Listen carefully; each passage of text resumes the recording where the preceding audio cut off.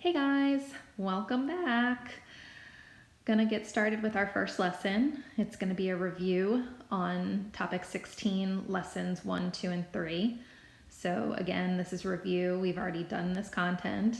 Just trying to go back and refresh your memories since we have been out of school for 2.5 weeks. So all of these lessons involve solving linear equations by graphing. So I'm going to start off with going through a review on just straight up graphing linear equations, and then we'll move into the application of using graphing to solve. Okay, so after we go through this lesson, you should be able to go back and either make corrections or turn in for the first time, which may be the case for you. 16.1 homework, 16.2 classwork, and 16.3 homework. Okay, so here we go. Let's get started. So our first equation that we're going to graph, y equals 1/4 x minus 1. That is probably the most familiar format to all of you. It is your slope-intercept form.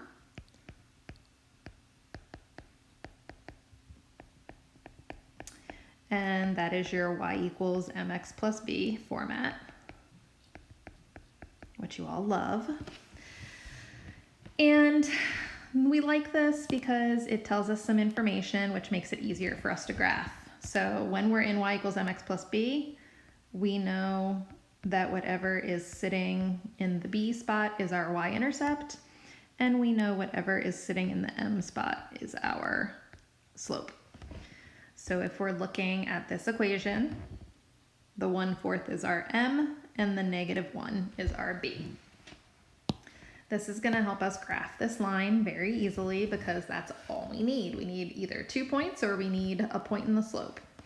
So with our y-intercept being -1, the y-intercept goes on the y-axis. So I'm going to start by just drawing my y-intercept at -1. The slope tells me my rise or my fall over my run. So since my numerator is positive, that means I'm going to rise. And the denominator always tells me to run. So I'm going to start at my y-intercept, and I'm going to rise 1 and run 1, 2, 3, 4. And there's my line. Just need to connect the dots, which I'm going to try to do as accurately as possible, but it might not be pretty. That's not too bad. Okay, so there you have it. Slope-intercept form.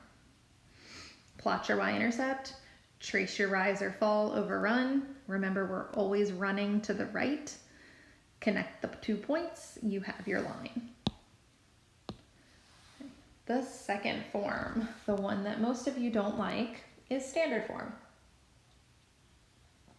When we have standard form, it is unclear to us what the y-intercept is and what the slope is, which makes it a little harder for us to graph it. It's not what I meant to write. Here we go, standard form.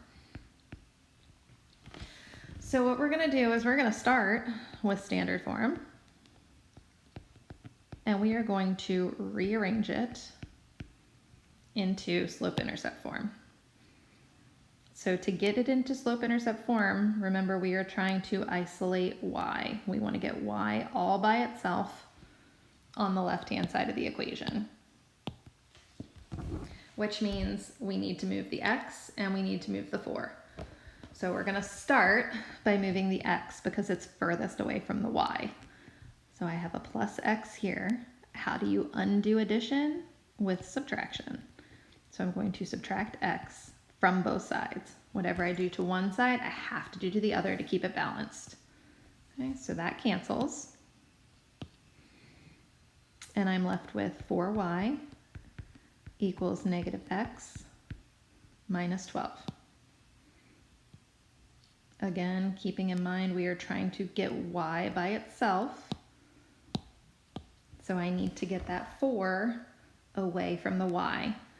Whenever you see a number up against a variable with no operator, that means you are multiplying, and we undo multiplication with division. So everything gets divided by 4. It's going to cancel that out. So I am now left with y equals, this is actually going to be -1/4, even though you don't see a 1 there in front of the x, it's there. It's a -1.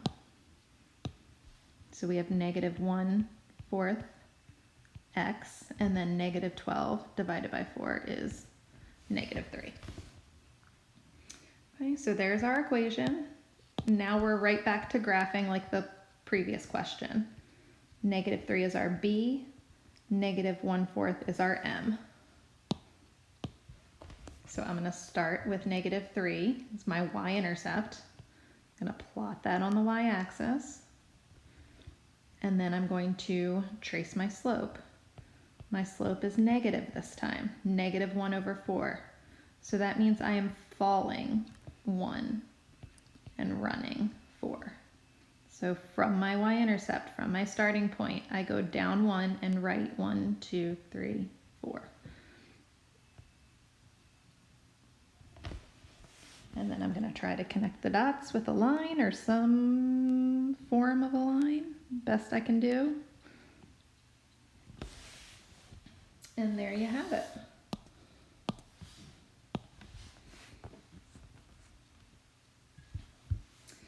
All right, so if you remember back to our success criteria, we were trying to always identify the type of line first when we were going to graph. Was it a diagonal line? Was it a vertical line? Was it a horizontal line? Well, the next two examples are your vertical and horizontal line.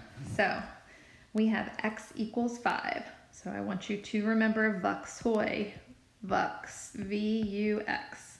Vertical lines have an undefined slope, and their equations are just x equals some number. Okay, so when I go to graph x equals 5, because it's x equals 5, I'm going to find 5 on the x-axis, and I'm going to draw a vertical line through it. Or as close to a vertical line as I can using technology. Here we go.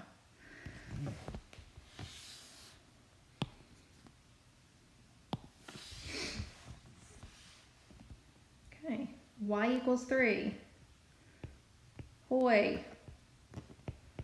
Horizontal lines have a 0 slope, and they are written y equals some number. So when I'm looking at y equals 3, that means I need to plot 3 on the y-axis and then draw a horizontal line through it, or as close to a horizontal line as I can. Okay, so that is your review on graphing.